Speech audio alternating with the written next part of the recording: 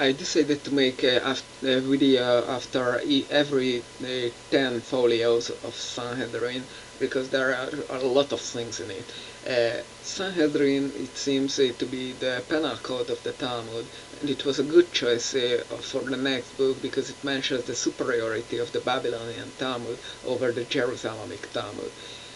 Now there are a couple of good things in it, like court must be made from ampere number of members to be able to make a decision every time. And the decision shall be put anonymously. The problem starts after this part, when a rabbi mentions that, oh, of course you shall not favor anyone in particular, but when the evidences point out on the party with greater influence, you should say, I am unable to decide. And as humans are not mind readers, despite what the Jewish thinking have to think, then no one can say that you actually can decide, but you just don't want to or dare. Now, there is another interesting thing when Aaron, the company of Moses, quotes Lamentations. What would be a very interesting thing, as Lamentations didn't existed in that age. And there is this thing about women's who are the representation of laziness or sorcerer, however you want to express that. Yeah, chauvinism. There is this interlance that only Yahweh or Adonai, or however you pronounce it or name it, only his worship is permitted, and you can imagine what consequence will be if you don't do that.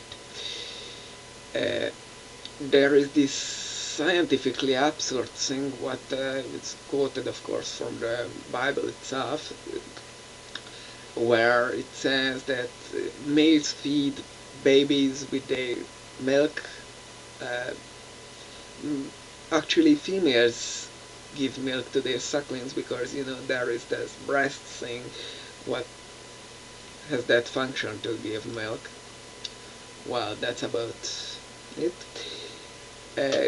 Now, when you take a person to the court, the intention of the person must be proved, and that kind of silliness must be implied, and with that you have to make a lot of warnings, like warn the person that what he wants to commit or do commit is a bad thing, so he should stop the action.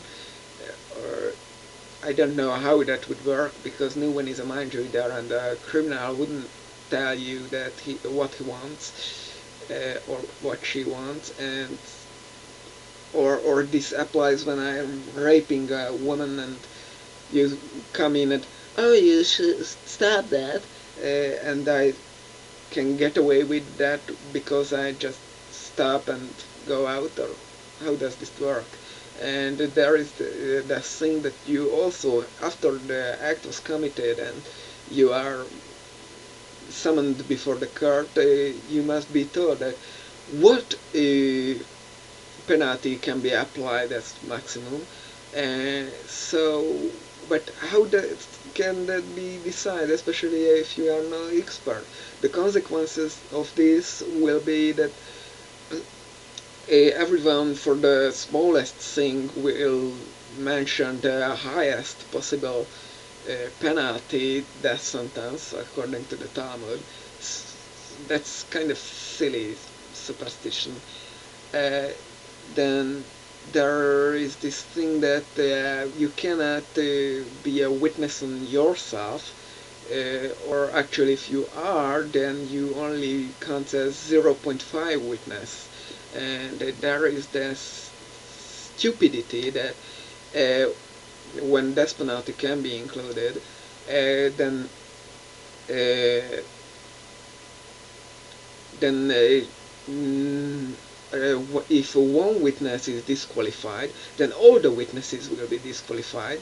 So the consequence of this that you will present the minimal evidence, not all the evidence as you should in the current legal system. I think that is a pretty stupid and idiotic law. But, well, this is the Jewish law. Mm, and there is this thing that a rabbi once asked, that such a small detail as how long was the grass around the place where the crime was committed, and well, you cannot expect that from people because you must be a robot to tell that uh, with the exact match of the others. Uh, so